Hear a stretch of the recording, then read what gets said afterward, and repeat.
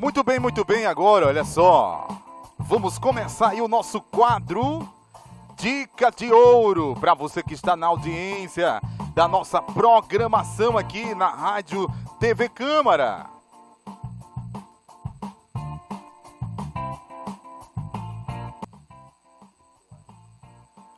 Muito bem, começando aqui, ó, nosso quadro Dica de Ouro, né, trazendo aqui a doutora Janiceia Simplício, ela que é psiquiatra, né, médica psiquiatra, e já queremos aqui dizer seja bem-vinda aqui ao nosso quadro que faz parte aqui da nossa Rádio TV Câmara, tá sendo doutora, ela que tem a sua formação em 2009 em medicina na Universidade Federal do Amazonas e que depois escolheu a psiquiatria, né, como área de atuação. E aí, doutora Janiceia, o que trouxe, o que levou a senhora a escolher essa profissão que eu admiro, a profissão que trata de mente, né, psicologia, psiquiatria, psicanálise, neurociência, eu gosto dessas coisas, sabe? O que foi que levou, o que despertou isso na senhora? Bom dia a todos, né, que estão nos assistindo e nos ouvindo. Primeiro agradecer, né, o convite por estar aqui para falar sobre a psiquiatria, né, uma ciência que me motiva, né, todos os dias. Eu sempre digo, psiquiatria você ama ou odeia, né? Para você ter uma ideia, na minha turma de medicina, né, eu sou a única psiquiatra da turma. Olha só. Então, assim, a gente vê o que é que a pergunta, né? O que é que me motivou a fazer a psiquiatria? Justamente essa paixão pela neurociência, né? Pela mente, pelos mistérios da mente humana e por poder ajudar a dar qualidade de vida aos doentes mentais. Doutora, e quando é que a população, quando é que a pessoa deve procurar um psiquiatra ou quando é que a família deve levar alguém ao psiquiatra? Ótima pergunta, Priscila. Assim, as pessoas ficam muito nessa dúvida, né? Eu devo levar ao psicólogo, ao neuro, ao psiquiatra, né? Quando você deve levar ao psiquiatra? Quando o paciente ou você mesmo está com alterações de comportamentos que já estão prejudicando o seu dia a dia, né? Quando é uma coisa mais leve, por exemplo, a ansiedade, quando ela não atrapalha o dia a dia, mas a pessoa sente um pouco de ansiedade, ela pode ir para o psicólogo primeiro, fazer uma avaliação, algumas sessões. Se o psicólogo vê que não está resolvendo só com a terapia, ele vai encaminhar ao psiquiatra. Como também, se o paciente vai ao psiquiatra e precisa do psicólogo, a gente também encaminha. A gente trabalha muito em parceria, né? A psicologia com a psiquiatria. Mas, principalmente, procurar o psiquiatra quando alterações de comportamento estão prejudicando você, né? Ou alguém próximo a você. Muito bom. Como é que funciona uma consulta? Sempre temos essa curiosidade, né? Como é que funciona a consulta? A gente chega lá, quais são as perguntas que são feitas? Eu tenho essa curiosidade, sabe? Eu gostaria que a senhora falasse também um pouquinho sobre a diferença entre a psicologia e psiquiatria, o que é que a pessoa encontra lá no consultório com o psicólogo e no consultório com o psiquiatra. Ótimo. Então, o psicólogo, né, ele é um profissional formado em psicologia, né, ele tem uma graduação de 5 anos. O psiquiatra, ele é um profissional médico, ele é formado em medicina e depois faz uma especialização em psiquiatria de mais 2, 3 anos, dependendo da especialização, ou a residência médica em psiquiatria. E assim, as consultas elas são parecidas, mas o que difere mais é que o psicólogo ele não pode passar medicação, porque ele não é médico, né? Então o psiquiatra é que é o responsável por medicar. Alguns psiquiatras eles fazem também terapia, né? Faz alguma especialização. Eu sou especialista em terapia cognitivo-comportamental. Não faço pela demanda do consultório ser tão grande que a gente não consegue, eu acabo encaminhando para algumas psicólogas fazerem a psicologia, né, a terapia. Mas assim, a consulta é uma consulta normal, né, uma consulta médica, a consulta da psiquiatria, por exemplo. Você vai chegar, vai dizer a sua queixa, né, o que é que está lhe afligindo, o que é que está acontecendo. E aí o médico vai perguntar, né, mais coisas, por exemplo, há quanto tempo, né, como isso vem impactando a sua vida. E aí algumas perguntas básicas que a psiquiatria faz, por exemplo, se o paciente está tendo alguma alucinação, se o paciente tem algum tipo de ideação suicida, isso é investigado em todas as consultas, ou deveriam ser na maioria, né?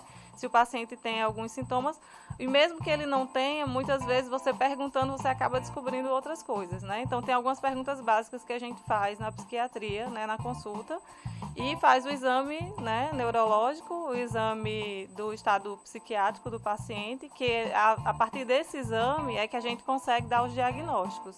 Na psiquiatria a gente não tem exames específicos, por exemplo, eu vou pedir uma tomografia para saber se é depressão. Não, é baseado na clínica do paciente e nesse exame psicopatológico. Sim. Doutora Janice, é o seguinte, os benefícios e os malefícios da tecnologia, das redes sociais, Sim. tem também afetado mais a faixa etária das pessoas, dos jovens, em questão até, uma palavra-chave que a senhora falou aí foi alucinar as coisas. Né? As pessoas elas ficaram mais vulneráveis a procurar um psiquiatra? A gente vive numa sociedade ansiogênica, né? Imediatista, né? E com as redes sociais a gente vive nessa era da coisa online, né? Das coisas momentâneas, né? Das coisas líquidas. Então, a gente vê muito as redes sociais afetando a saúde mental, principalmente de crianças e adolescentes, né? Que não deveriam nem estar nas redes sociais, né? Que eles não têm maturidade para isso. Então, o grande problema das redes sociais é a comparação. Isso. As pessoas se comparam muito com a vida do outro, né? E a gente sabe que a vida das redes sociais é uma vida de mentira, né? Muitas vezes eu pego pacientes postando o maior amor do mundo com o marido, por exemplo, e eu sei que no fundo está brigando, está querendo se separar, né? Então, assim, nunca você deve acreditar no que está sendo exposto ali numa rede social, porque é um local muito de ilusão, né? E que as pessoas às vezes ficam querendo medir os egos, né? Cada um que queira mostrar que tem mais ou que está viajando mais, postar que está num restaurante e tal. Então, isso para quem não está, né? Acaba formando um sentimento ruim, né? E muitas vezes a questão dos likes, né, para adolescentes, eles precisam ser validados pelos outros. Então eles têm essa necessidade, né, de se sentirem acolhidos em grupos. Hoje o grupo é uma rede social, que são milhares de pessoas. Então assim, você posta uma foto, não teve like, aquilo já é motivo para entrar numa depressão, para pensar num suicídio, né? Então a gente vê, né, a psiquiatria com muita preocupação essa geração, né, que a gente chama de geração online, né, a geração arroba. A geração arroba, que é esses adolescentes de 12, 13, 14 anos, porque eles já nasceram na era da internet.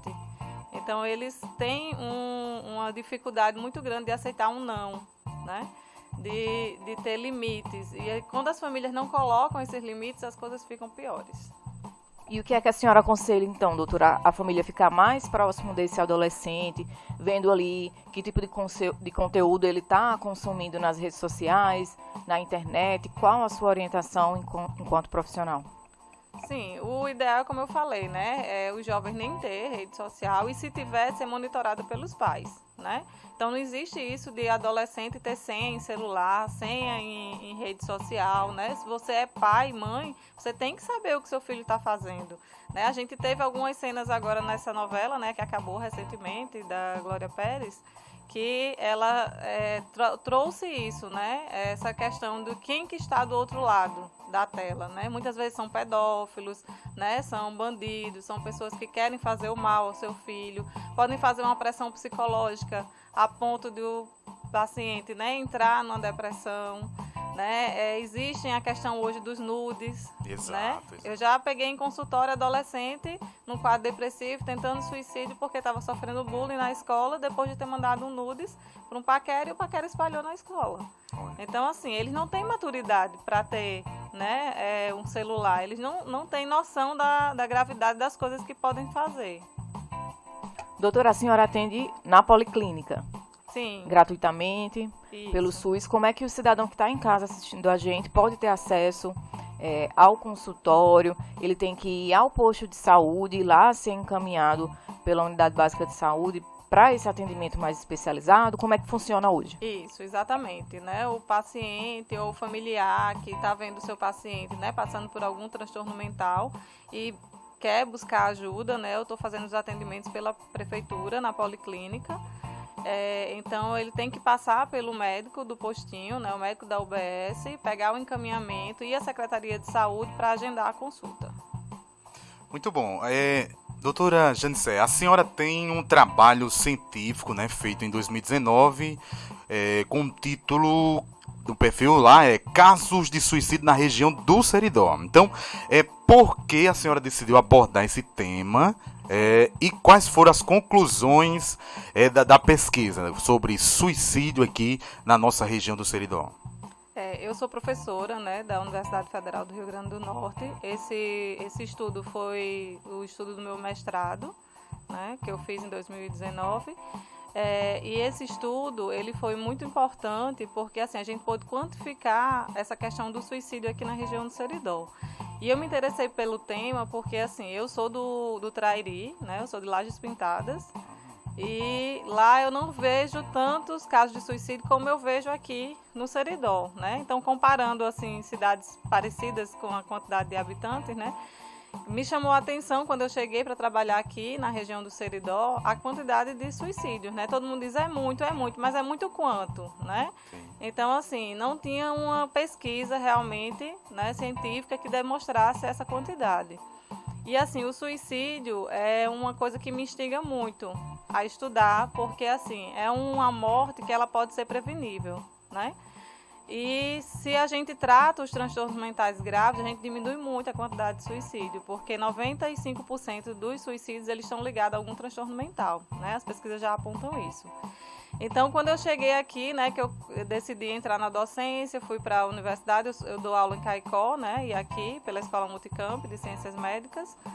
E aí eu resolvi estudar, né, e fazer esse estudo. Então, a gente estudou, né, durante 15 anos, né, de 2000 a 2015, com os dados do ITEP de Caicó. Então, todos os casos de suicídio da região, eles passam pelo ITEP, então a gente conseguiu pegar, né, 100% dos casos. E foi quase 400 mortes por suicídio. Olha só. E o Seridó, ele é a região do estado que tem mais suicídio, né? A gente conseguiu comprovar isso também. E entre os homens, né, foi a maioria dos casos, e principalmente entre agricultores. Foi uma coisa que chamou muita atenção no nosso estudo. 32% das mortes por suicídio na região do Seridó são entre agricultores. Então, a gente não foi atrás das causas, porque era um estudo epidemiológico, né? Mas existem outros estudos já em andamento para ver a questão de causas disso. Olha só, por ser agricultores, é bem curioso mesmo, né? Tipo, o contato com o campo, com a natureza, mas mesmo assim existia a problemática na mente que levou a pessoa a morrer. A gente, né, pensou em algumas hipóteses, por exemplo, como a seca. Sim, né? sim. A gente viu estudos de outros países que também têm suicídio entre agricultores, então eles trazem muitas questões de dívidas agrárias, de alcoolismo, né, como causas de suicídio entre agricultores, principalmente. E a gente sabe que, assim, para o homem pedir ajuda já é difícil. Um homem no interior daqui, né? Agricultor, às vezes o acesso à saúde também é difícil. A né? existência, assim, só procura o profissional da área da saúde mental se for louco, né? Isso, ainda existe esse grande preconceito, né? Infelizmente, as pessoas ainda pensam assim. E eu sempre brinco com meus pacientes que a gente tem que ir para o psiquiatra para não ficar louco. Olha só. Né? E se a gente bem soubesse, procuraria o quanto antes realmente para as coisas não agravarem. Qual é o sintoma que começa a se apresentar quando alguém que comete suicídio, qual é o sintoma? É como a depressão, vai ficando triste, vai querendo se isolar, tem algum sintoma ou é de repente assim, a pessoa vai planejando se matar? Ótima pergunta.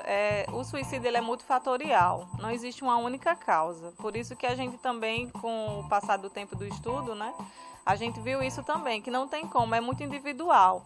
Mas, como eu disse, 95% dos casos são ligados a algum transtorno mental, principalmente os transtornos de humor, depressão, transtorno bipolar, né? Aí também tem a esquizofrenia e a dependência química, né? São os principais transtornos ligados ao suicídio. A maioria é a depressão, então assim, os sintomas de isolamento, de tristeza, às vezes de a pessoa começar a se despedir, se desfazer de coisas, né? Então são sinais de alerta que a gente sempre diz, né, para as pessoas ficarem de olho se a pessoa começar a mudar o comportamento de repente e às vezes falar frases eu sou um peso, eu queria dormir e não acordar mais, eu não queria estar aqui, né? A vida não vale a pena. Esse tipo de frase é um gatilho para a gente ficar, né, de orelha em pé. Muito bom. A nossa próxima pergunta era exatamente sobre isso, doutora, porque a gente vê que o número de suicídios tem crescido, especialmente entre jovens, né? O que é que a senhora imagina que causa essa questão das redes sociais, da gente ser hoje uma sociedade mais ansiosa? A senhora falou também que a maioria dos casos de suicídio são casos em que é possível prevenir, né? É possível fazer com que eles não aconteçam, mas a gente também se depara hoje em dia com casos que pegam a família de surpresa, né? Sim. Ninguém imaginava, ninguém esperava, e aquele ente querido vai lá e comete suicídio. Mas a pergunta é, o que é que a família tem que fazer para lidar com essa pessoa, o que é o ideal que a família faça para a pessoa que já demonstra essa ideação suicida, para essa pessoa que já está se despedindo, já está ali mais triste, já fala que se sente um peso, como é que a família nesse contexto tem que agir para salvar essa pessoa, né? Para tirar essa ideia da cabeça dela. O mais importante é procurar o atendimento especializado o quanto antes, né? O suicídio é uma emergência médica. Então, assim, eu sempre comparo o suicídio a um infarto, né? Quando o paciente está infartado, ele está com a dor no peito, ele começa com todos aqueles sintomas clássicos de infarto, ninguém pensa duas vezes em levar para onde? Para o hospital, né? Porque ele está com risco de morte. A mesma coisa acontece com o suicídio. Se o paciente está com ideação, está dando sinais, né, está com a depressão, está com dependência química, está com algum outro transtorno de base, ou se é um paciente impulsivo, né, que de repente pode fazer, né, criança e adolescente principalmente, a gente tem que ter um cuidado redobrado e aí procurar o mais rápido possível o psiquiatra, né? Nesses casos de suicídio, não adianta levar só para o psicólogo, porque o psicólogo ele vai ajudar, mas ele tem que ser medicado, né? Então, se o paciente não é medicado, ele corre um risco maior de cometer o suicídio, né? E aqui no hospital regional, né, eu fui diretora do hospital de 2019 a 2020 e a gente conseguiu abrir os leitos de psiquiatria, né? Nós temos leitos aqui de psiquiatria no hospital regional e todos os dias nós recebemos 2, 3 casos de tentativa de suicídio. Né? Hoje eu estou com a enfermaria lotada, feminina, e com um paciente para chegada masculina. Então, assim, é muito recorrente aqui, né, a tentativa de suicídio. Então, se o paciente já tentou, é um paciente grave, de alto risco, então ele precisa ser internado. E internado no hospital geral, não precisa ir para um hospital psiquiátrico, né? Se ele está com pensamento, mas ele não tem planejamento, ele pode ser só medicado e encaminhado para terapia e fazer o acompanhamento ambulatorial. Mas se é um paciente mais grave, a gente indica a internação hospitalar mesmo. Doutora, eu gostaria de destacar aqui também que existe um serviço em todo o Brasil, né, que é oferecido para a população gratuitamente, que é o Centro de Valorização da Vida, o CVV, através do telefone 188, né, o telefone 188, a ligação é gratuita, funciona 24 horas por dia, realizando apoio emocional e prevenção do suicídio, atendendo de forma voluntária todas as pessoas que querem conversar. É um serviço muito importante, né, porque às vezes você está ali, você tem vergonha, você não quer se abrir com uma pessoa próxima, mas você pode recorrer a 188 gratuitamente, ligar e dizer o que é que está te angustiando, sim, quais são os pensamentos que estão passando pela sua cabeça e receber. É um serviço que é reconhecido como fundamental, né, em todo o país. Como é que a senhora analisa essa questão desse serviço que é oferecido pelo CVV? É um serviço importante, né, mas que não supre a necessidade real de um paciente que está com ideação suicida, né? é um serviço que vai dar um alívio imediato, mas as pessoas precisam entender que mesmo tendo o CVV, né, para aquele horário que ele está mais angustiado, não tem ninguém para falar, ou quer conversar coisas que, né, ninguém não quer que ninguém saiba, mas quer desabafar, é um serviço importante. Mas se persiste a ideação, né, tem que procurar realmente o tratamento especializado. Muito bom. Doutora Janice, é o seguinte, transtornos de humor, né? Transtorno de humor, depressão, transtorno bipolar e ansiedade. A gente vive numa sociedade ansiosa, né? Então, quando que a pessoa que tem esses sintomas assim e já identificou, ela deve procurar ajuda? Quando se deve procurar ajuda? Quem tem depressão, quem tem bipolaridade, e também tem uma situação aqui. Tem gente que tem tudo isso e nega, né? Isso. Né? Na verdade, assim, se você tem algum desses transtornos, você deve buscar ajuda até para entender melhor o que é, né? Até mesmo que você não esteja numa crise, o ideal é procurar antes de ter crise, né? Para fazer uma prevenção. Como tudo na medicina hoje, como um câncer, por exemplo, você tem que fazer prevenção, né? Tem que fazer exames regulares para tratar no início. Na psiquiatria é a mesma coisa. Por exemplo, o transtorno bipolar e a esquizofrenia, né, que às vezes o paciente tem muitas crises, né, o transtorno bipolar, só para as pessoas entenderem um pouco o que é um transtorno de humor, em que a pessoa existe fases do transtorno, né, fase que a pessoa está em depressão e fase que a pessoa está mais agitada, que a gente chama de mania. Então, o paciente em mania, ele fala muito, ele dorme pouco, ele anda muito, às vezes ele quer comprar, ele se endivida, né? Tem umas características próprias da mania que a pessoa percebem logo quando a pessoa está numa mania franca, assim. Quando é uma hipomania mais leve, às vezes passa despercebido, parece que a pessoa está só mais produtivo, né? Tá dormindo pouco, tá trabalhando mais, tá fazendo muitas coisas, mas para quem é do convívio, percebe principalmente quando a pessoa tem uma fase depressiva e depois começa a ter essa outra fase mais eufórica, né? E aí esse transtorno, ele precisa de tratamento contínuo. Mesmo que a pessoa esteja bem, na fase estável, que a gente chama, ele precisa manter a medicação, que são estabilizadores de humor e às vezes antipsicóticos também. A esquizofrenia também é um transtorno mental grave, em que a pessoa tem alucinações e delírios, né? Foge muito da realidade. E cada vez que a pessoa tem uma crise, ela vai perdendo alguns neurônios. Então ela vai ficando mais embotada, ela vai ficando com alguns prejuízos cognitivos. E aí, se a pessoa não trata, sempre vai recorrer de estar tendo crise, e cada crise vai piorando a questão mental mesmo da pessoa, né? Então, é importante as pessoas entenderem isso. Se você tem algum transtorno mental, alguém da família tem, procure ajuda e faça o tratamento, né? E eu costumo comparar também sempre com quem tem diabetes, né? Se você vai no médico e ele diz, você tem diabetes, você vai precisar tomar esse remédio pro resto da sua vida. Ninguém questiona. Exato. Mas o transtorno mental é assim, todo mundo mete a mão, todo mundo dá um pitaco, né? Não, você não precisa tomar isso não, você vai ficar dependente desse remédio, né? Ou então emprestam os remédios um pro outro, né? Tem muito isso em remédio de dormir. Existe um preconceito muito grande, né, doutora? Você falar que toma algum medicamento, Sim. tarja preta, um medicamento controlado ali. Existe ainda esse preconceito, né? Mas, por exemplo, o Rita Lee, que faleceu agora, né? Eu estava vendo essa semana uma psiquiatra que eu sigo de São Paulo, a doutora Alexandrina, ela postou que ela tinha transtorno bipolar, né? E é uma pessoa altamente, né? Deixou aí um legado na música brasileira e tinha o transtorno bipolar. Então, assim, as pessoas têm que perder esse medo, esse preconceito, né? De achar que tudo é loucura, né? E a loucura bem tratada, ela funciona normal.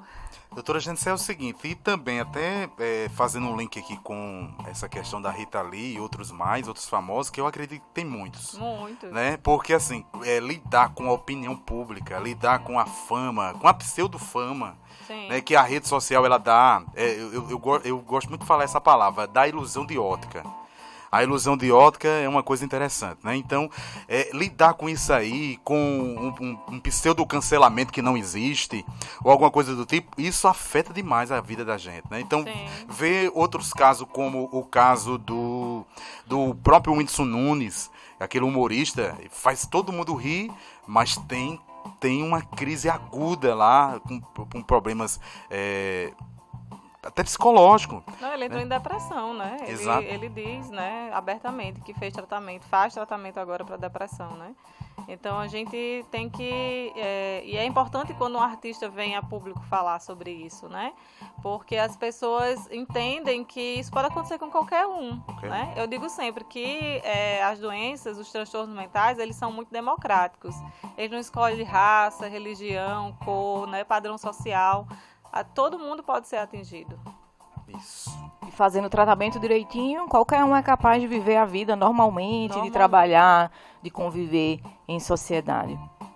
Doutora, voltando para falar um pouquinho sobre a questão da ansiedade, né? Todo mundo tem um pouquinho de ansiedade em determinado momento do dia, em determinada situação, mas quando é que essa ansiedade ela se torna um problema e que a pessoa deve buscar ajuda? A ansiedade, né, ela é proveniente do medo, né?